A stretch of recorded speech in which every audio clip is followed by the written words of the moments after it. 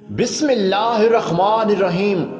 السلام علیکم ناظرین، سیدنا رسول کریم صلی اللہ علیہ وآلہ وسلم کے چچا حضرت حمزہ رضی اللہ تعالی عنہ جب ایمان نہیں لائے تھے تب بھی وہ آپ صلی اللہ علیہ وآلہ وسلم سے بے پناہ محبت فرمایا کرتے تھے، اور حضور صلی اللہ علیہ وآلہ وسلم بھی حضرت حمزہ رضی اللہ تعالی عنہ سے لگاؤ رکھتے تھے۔ ایک مرتبہ حضور صلی اللہ علیہ وآلہ وسلم کوہ صفا کے نزدیک تھے، وہاں سے ابو جہل کا گزر ہوا۔ اس لین نے جب حضور کریم صلی اللہ علیہ وآلہ وسلم کو دیکھا تو اس موقع کو غنیمت جانتے ہوئے آپ صلی اللہ علیہ وآلہ وسلم کو سخت سست کہنا شروع کر دیا، دین اسلام کی عیب جوئی کی اور گالیاں بھی دیں، غرض یہ کہ ہر وہ بات کی جس سے آپ ناپسند فرماتے تھے۔ حضور علیہ الصلوۃ والسلام بڑی خاموشی کے ساتھ ابو جہل کی تمام باتیں سنتے رہے اور اس سے کچھ بھی نہیں فرمایا۔ اس واقعے کو ایک لونڈی دیکھ رہی تھی اور ابو جہل کی تمام باتیں بھی سن رہی تھی۔ وہ یہ بھی دیکھ رہی تھی کہ حضور علیہ الصلوۃ والسلام ابو جہل کی کسی بھی بات کا کوئی جواب دیے بغیر تشریف لے گئے ہیں اور ابو جہل زیادتی کر کے خانہ کعبہ کی طرف چلا گیا ہے۔ حضرت حمزہ رضی اللہ تعالی عنہ آپ صلی اللہ علیہ وآلہ وسلم کے رضائی بھائی بھی تھے۔ یہ قریش میں سب سے زیادہ غیرت مند اور بہادر شمار کیے جاتے تھے۔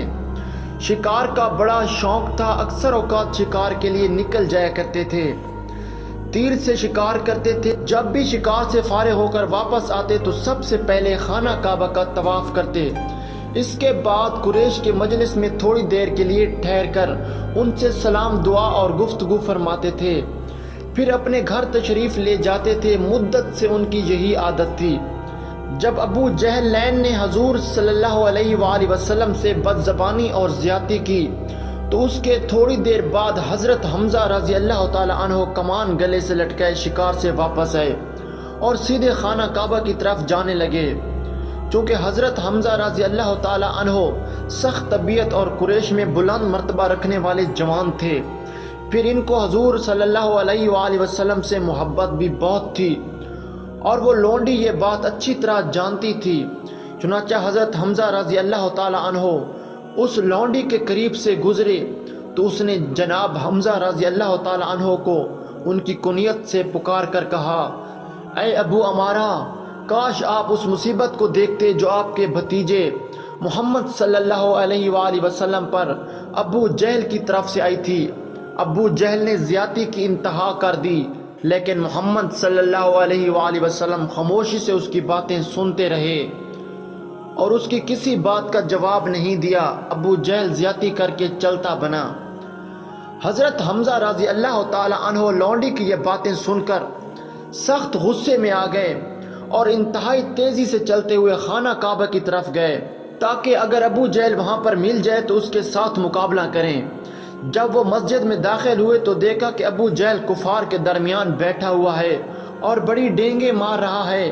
ابو جہل کو دیکھتے ہی حضرت حمزہ رضی اللہ تعالی عنہ سخت غصے کے عالم میں اس کی طرف بڑھے اور اپنے کندھے سے کمان اتار کر اس زور سے ابو جہل کے سر پر رسید کی کہ اس لین کا سر زخمی کر دیا۔ پھر حضرت حمزہ رضی اللہ تعالی عنہ فرمانے لگے، تو محمد صلی اللہ علیہ وآلہ وسلم کو گالیاں دیتا ہے اور تکلیف پہنچاتا ہے، جا پھر میں بھی ان کے دین پر ہوں، میں بھی وہی کہتا ہوں جو وہ کہتے ہیں، اگر تجھ میں ہمت ہے تو وہی برتاؤ مجھ سے بھی کر کے دیکھو۔ حضرت حمزہ رضی اللہ تعالی عنہ کی یہ بات سن کر چند کفار آپ کی جانب لپکے تاکہ ابو جہل کی مدد کریں، لیکن ابو جہل نے ان کو منع کر دیا۔ اس کے بعد حضرت حمزہ رضی اللہ تعالی عنہ سیدھے حضور سرور کائنات صلی اللہ علیہ وآلہ وسلم کی خدمت اقدس میں حاضر ہوئے۔ پھر جب اسلام قبول کر لیا تو قریش یہ بات جان گئے کہ اب حضرت حمزہ رضی اللہ تعالی عنہ اسلام لے آئے ہیں اور حضور علیہ الصلوۃ والسلام کے ساتھ کی جانے والی کسی بھی زیادتی کو برداشت نہیں کریں گے۔ چنانچہ وہ آپ صلی اللہ علیہ وآلہ وسلم کو تکلیف پہنچانے سے بہت حد تک باز آ گئے۔ ناظرین، اگر آپ کو یہ واقعہ اچھا لگا ہے آپ کو یہ ویڈیو پسند آئی ہے تو ہمارے چینل کو سبسکرائب کر دیں اور ساتھ ہی ویڈیو کو لائک اور شیئر ضرور کر دیں۔ شکریہ۔